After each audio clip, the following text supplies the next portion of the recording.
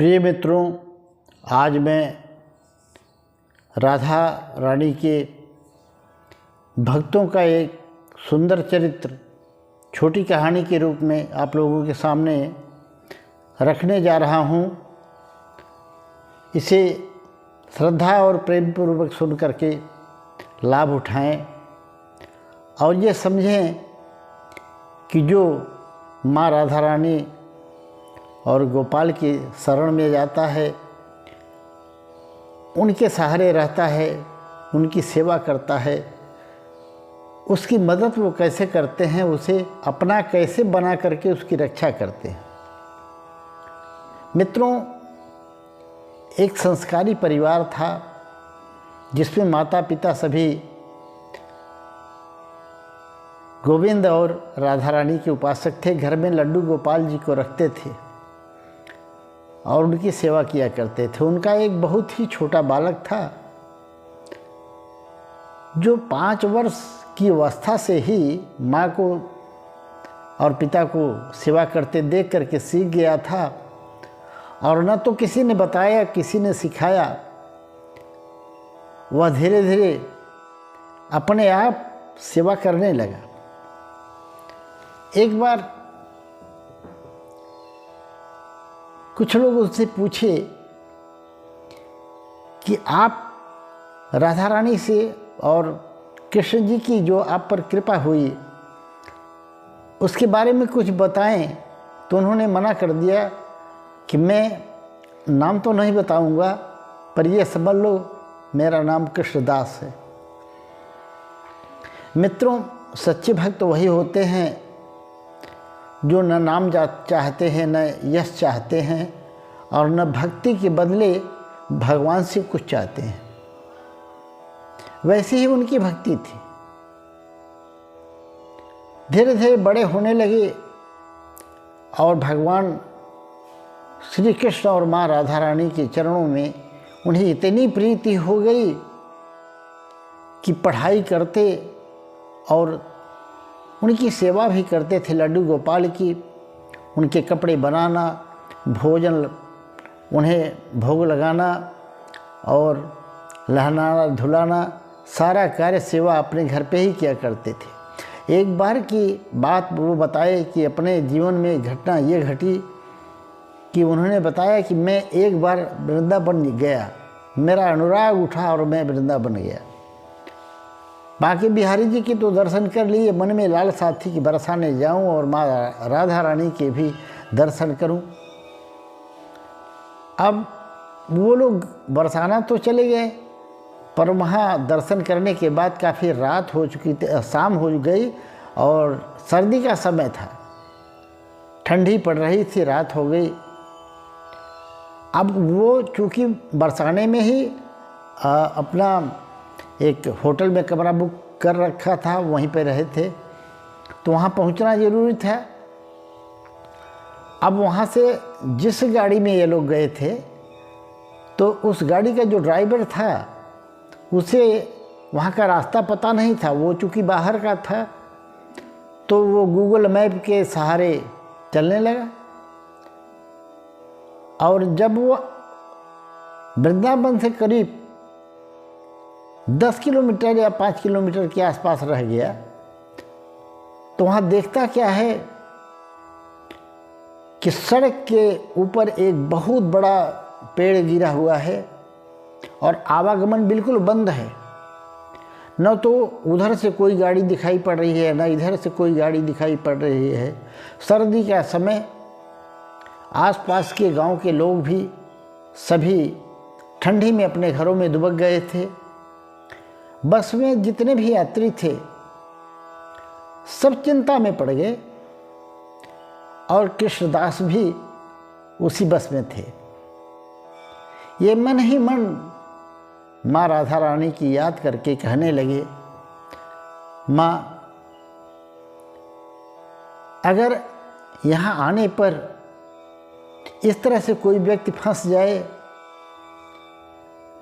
और यहाँ से उसके मन में एक गलत संदेश जाए कि मैं दर्शन करने गया था, वहाँ पर मुझे ये तकलीफ़ हुई, तो उस स्थान की उसके मन में श्रद्धा नहीं रह जाती और माँ राधा रानी आपके प्रति भी श्रद्धा कमजोर हो जाती है।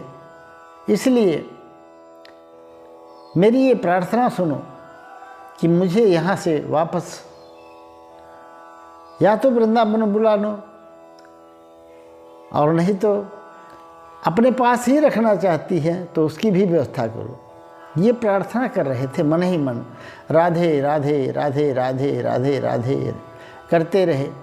सारे यात्री परेशान, ड्राइवर परेशान। अब जाएं तो कहाँ से जाएं, वापस लौट कर जाते हैं वृंदावन और फिर दूसरे रास्ते से आते हैं तो कम से कम 5-6 घंटे लग जाएंगे। तब तक जो होटल में कमरा लिए थे होटल वाला बंद कर देगा, रहेंगे कहाँ, सर्दी का समय है। सभी परेशान थे और कृष्णदास जी आंख मूंद करके मन ही मन राधे राधे राधे राधे राधे राधे और प्रार्थना करने लगे, अब तो तुम ही सहारा हो, माँ राधा रानी कृपा करो, इस संकट से उबारो। और तभी देखा उन लोगों ने कि एक लड़की अपना मुंह ढके हुए एक लालटेन लेकर चली आ रही है। तो सबके मन में बड़ा आश्चर्य पहले हुआ, कृष्णदास भी समझ नहीं पाए पहले कि इतनी रात गए जब सारे लोग सो रहे हों, घोर सन्नाटा हो चारों तरफ और जंगल में कोई नहीं आता, तो ये कौन सी लड़की है जो चली आ रही है। वो आई और आकर के सबसे कहा कि सुनो, तुम लोग फंस गए हो, ऐसा करो कि मैं जैसे रास्ता बताती हूँ उस तरफ से चलो, मेरे पीछे पीछे बस को ले आओ तो सड़क पर उस तरफ पहुँच जाओगे और पेड़ को पार हो जाओगे। ड्राइवर बोला, आप क्या बोल रही हो, कौन हो तुम, कैसे बस पार हो जाएगी। अरे बस को नीचे उतारना तो आसान है, फिर खेत इतना नीचे है कि उधर से काट करके जाना और फिर बस सड़क पर चढ़ नहीं पाएगी। पर उसने जिद करके लड़की ने कहा, आप विश्वास करो, मैंने सुबह से कितने लोगों को पार कर दिया, ये तो मेरा धंधा है, जो फंस जाता है उसे पार करना मेरा धंधा है। मैंने कितनों को पार कर दिया, फिर भी कोई कुछ नहीं समझ पा रहा था। ड्राइवर बोला, बस फंस जाएगी तो किसकी जिम्मेदारी होगी। अब वो तो माँ राधा रानी थी, उन्होंने कहा, तुम आओ तो विश्वास तो करो, कम से कम मेरे पीछे पीछे चलो, सारे यात्रियों को उतार दो और बस रोड पे आ जाए तो बिठा लेना। सारे यात्री उतर गए और राधा रानी वो लड़की के रूप में आगे आगे जा रही थी। सड़क छोड़ करके खेत में से होकर के बस को ले जाकर के सड़क के ऊपर चढ़वा दिया। बड़ी आसानी से बस चढ़ गई, क्योंकि जिस पर माँ राधा रानी और गोविंद की कृपा हो उसकी गाड़ी क्या, भवसागर तो भी पार कर देते हैं, ये तो गाड़ी पार करने की बात है। और जब सारे यात्री बस में जाके चढ़ते हैं तो देखते क्या है कि वो लड़की अभी तो खड़ी थी, अचानक गए, कोई कुछ भी नहीं समझ पाया। पर कृष्णदास की आंखों से आंसू बहने लगे। वो समझ गए, माँ राधा रानी मेरी प्रार्थना सुन ली और मैं इतना भागा कि मुंह ढके हुए थे, मुझे उनका दर्शन भी नहीं हो सका। तो मित्रों, युगल सरकार जो हैं, जो उनके भक्त होते हैं,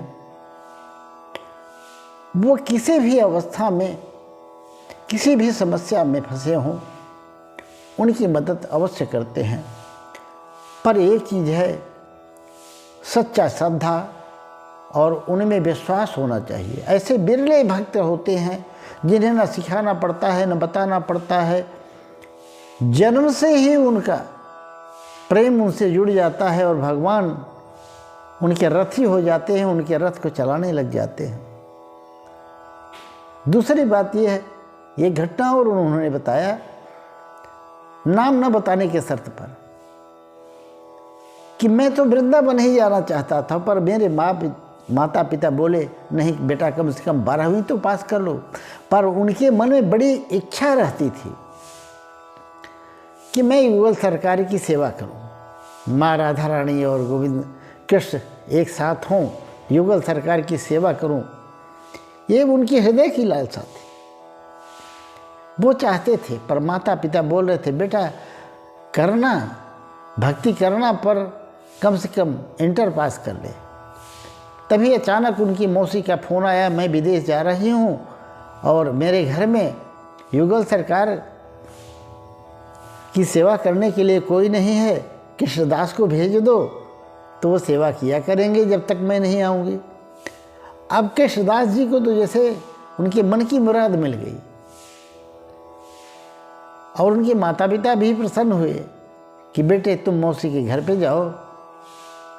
कृष्णदास जी बताते हैं कि कैसे स्कूल का पूरा काम मैं कर लेता था, पढ़ाई भी कर लेता था, भगवान का भोग बना लेता था, उनके वस्त्र आदि बना देता था, उनको भोग लगा देता था, भोजन बना के भोग लगाता, उनकी शयन कराता, सारे सेवा उनका करता। तो मैं तो सच बात है, और मैंने भी आपसे हाथ जोड़ के निवेदन करके कहता हूँ, ये जीवन में अनुभव किया है। माँ राधा रानी और गोविंद का स्मरण होती है, आंखों में आंसू आ जाते हैं। दूसरी घटना आपको अगली वीडियो में बताने का प्रयास करूँगा, और वीडियो अच्छा लगा हो तो कमेंट में जय श्री राधे अवश्य लिख दीजिएगा।